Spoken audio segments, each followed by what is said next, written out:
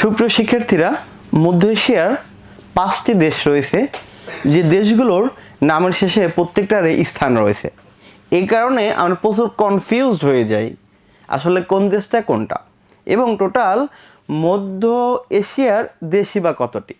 So আজকের এই সমস্যার সমাধান নিয়ে আজকে আমাদের ক্লাসটি রয়েছে, এবং এই মধ্য এশিয়ার যে 5টি দেশ রয়েছে স্থানযুক্ত, এই 5টি দেশ মনে রাখার আজকের ট্রিপসটাও তোমাদের সাথে শেয়ার করব।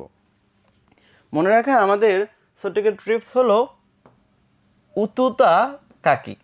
টোটাল 5টি এখানে কি রয়েছে, বর্ণ রয়েছে।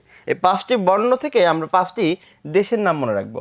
প্রথম রস্যকার থেকে আমরা মনে রাখবো এটি হলো উজবেকিস্তান, এবং পরে ত রস্যু থেকে মনে রাখবো আমরা তুর্কমেনিস্তান, এবং পরের ত আকার থেকে মনে রাখবো আমরা তাজিকিস্তান।